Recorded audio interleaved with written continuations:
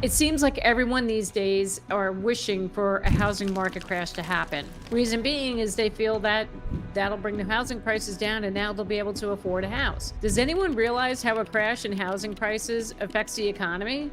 That could be way more worse than the crash itself. So trust me, it won't be pretty. So many have commented on my channel these past few months saying that they're waiting for the housing market to crash because that'll bring the prices down and they feel that by then they'll be able to afford a house. Now, look, I get it. I get it. The home prices are really high and now interest rates are really high. It's out of control. People just have this thought that a crash will reduce the home prices and it'll make it affordable. Do you really think so? Many do not realize how far reaching the effects would be on the economy if a housing market crash happened. In this video, I'm going to discuss with you what causes a housing market crash and what the effects are on the economy overall.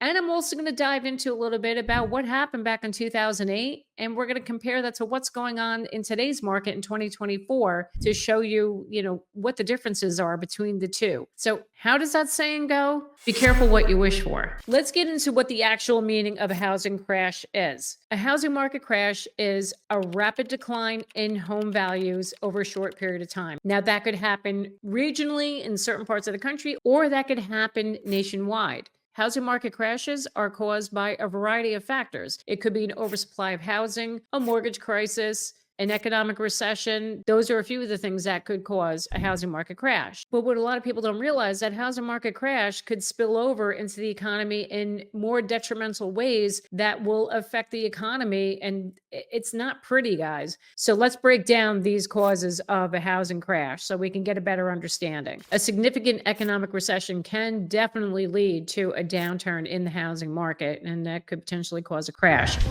Now, we're talking about factors like high unemployment rates, decreased consumer confidence, and just reduced economic growth overall. Another cause is a mortgage crisis, and that's what happened back in 2008. We'll talk about that a little bit more a little later on. So a sudden default on mortgages, such as those subprime mortgages, you remember what happened there. That led to a major housing crash. Another factor is oversupply of homes. Now, if there's a sudden increase of inventory in a certain area where there could be overdevelopment or just a sudden influx of properties hitting the market, that could potentially push home prices down. High interest rates will have an impact on the housing market and potentially cause a housing market crash. So the higher the interest rates, the more expensive it is, and it's just creating unaffordability for people.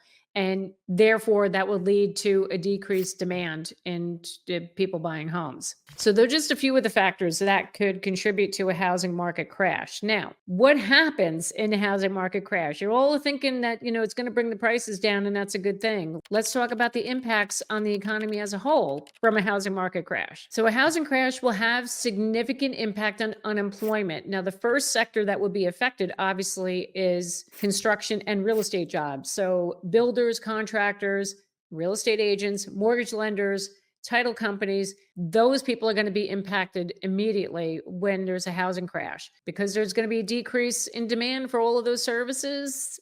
That leads to your layoffs. Then it spills into the financial services. Banks and financial institutions could see a potential rise in loan defaults, and they'll also see a decrease in mortgage applications because people don't want to buy a house. They can't afford it. So that's another area that will be impacted by a housing crash and therefore causing layoffs in that sector. As I mentioned earlier, the housing market crash will reduce consumer confidence. So therefore, it could affect retailers and restaurants. So when you have reduced consumer confidence, there's decreased spending. And therefore, those retailers and restaurants are not going to be making the profits like they were. And that could lead to layoffs or, God forbid, shutting stores down or shutting restaurants down. Manufacturing will be affected by a housing crash. And I'm talking about industries related to home building. So we're talking about companies that produce the materials to build a house, furniture, and home appliances. So a slowdown in construction, again, low demand. Nobody wants to buy the houses. So that's how manufacturing will be affected. And there could be, again, a lot of job loss there too. Housing market crash will also affect your local government services. If you have reduced property values, you're going to have less tax revenue going into the local town government. So therefore, there's going to be budget cuts for your schools and your public services. So Local governments are at risk and they could have layoffs and again, cutting your services that you need. I just wanted to take a quick second to let you know that if you are in need of a real estate agent in your part of the country and you can't find one, click the link down below in the description box, fill out the form, and I will get back to you within 24 hours. I'm connected to tons of agents around this country and I would be happy to help get you connected to one in your market. Let's talk a little bit about the crash back in 2008. A lot of people are still convinced that what happened in 2008 is going to happen again right now in 2024. It's not. But let's go back and look at what happened in 2008. The reason why that crash happened was primarily because of the subprime mortgages. Okay, people were given loans that should not have been given loans. People had very poor credit. They didn't have the ability to repay those loans. There were predatory lenders that gave loans to just about anybody and really set these people up for failure. And it was a shame. Now, there was also those adjustable rate mortgages, or also known as ARM loans.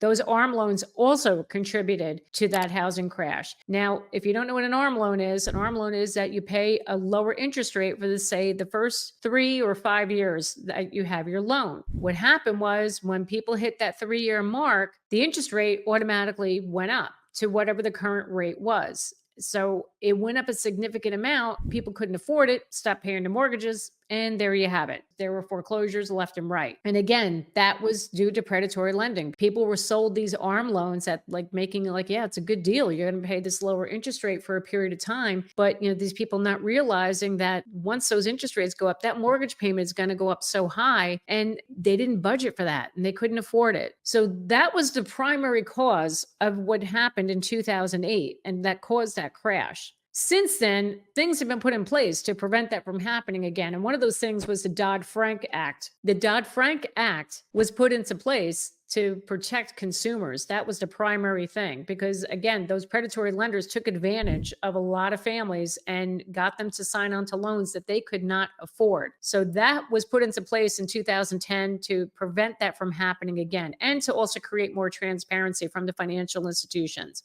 Now, let's fast forward to today. What's going on in today's market? And I will tell you, those of you who are convinced that we're going to have a repeat of 2008, we're not. We're not, because we do not have the same issues as to what happened back in 2008. What is going on right now is that the inventory is still really low. According to the National Association of Realtors, as of March, there were only 1.1 million homes for sale on the market in this entire country. I mean, typically we would see about 4 to 5 million homes. That's what we need right now. 1.1 million homes were for sale in this country in March. So that tells you right there, we have such low inventory, but we still have high demand. People still need to get into a home. And the interest rates, even though they've gone up, they reached almost 8% at one point. People don't care. In some markets, like here in New Jersey, Connecticut, Massachusetts, it's still crazy. Homes are still going for way above asking price. Now, there are some areas in the country that are seeing a softening, which is good. Things are cooling down. We are seeing some prices come down, but it's not happening overall in this entire country. Now, as you know, the Feds raised interest rates over the last 2 years. They were trying to pump the brakes on the home prices from rising. It was just getting a little out of control. But guess what? It didn't work because there's still too much demand. We still have our millennials. And guess what? Now we have Gen Z entering. And the next few years, they're going to need to be buying homes. So the demand is always going to be there. Yes, has it cooled off? People have backed off because the interest rates are high? Absolutely. Now, the latest news is the Feds are talking about reducing the federal interest rate starting in the fall. It could even happen sooner. I've heard some rumors around that too. It could potentially happen this summer. Now, if that happens, and that brings mortgage rates down, what do you think is going to happen? More buyers are going to come into the market, increase the demand even more, and that could raise prices even higher. So a lot of analysts are predicting that for the rest of this year, home prices are going to still increase. I know it's very discouraging for you to hear that, but this is the reality. This is what's going on. What really needs to happen is the mortgage rates need to come down to a level where homeowners who have been sitting in their homes not wanting to sell because they don't want to give up their low interest rate. If those interest rates come down to say low sixes, maybe even to the 5% range, that might be enough to motivate homeowners to say, okay, I'll put my home on the market now because the interest rate isn't that bad, and they'll want to sell their home. And then over time, I would say, like by towards the end of this year, going into next year, I mean, more homeowners are going to be forced to sell because of life events, right? Things happen. People get married, they have families, or like you have your boomers, it's time to retire, they need to downsize. That could potentially help build up the inventory. But in my opinion, I think if the interest rates came down to a point, say like very low sixes or high 5% range, that might be enough to incentivize homeowners to actually want to sell their homes, because a lot of these homeowners are sitting on mortgage interest rates below 4%. And as we've been calling them, the golden handcuffs, and they don't want to give that up. But maybe, just maybe, if they get into the 5% range, that will be enough for them to motivate them to say, okay, I will sell my house now. I think getting the interest rates down to that point, yes, it's going to increase buyer demand, but it will hopefully bring in more inventory. Will it be enough to meet that demand? I don't think so. But one never knows. If you want to know more about what's going on in this housing market, and you want to know like if the housing bubble is about to burst, you can watch this video right over here. I highly recommend it. Thank you so much for watching me today to get your dose of real estate reality. My name is Jackie Baker, and I will see you next time.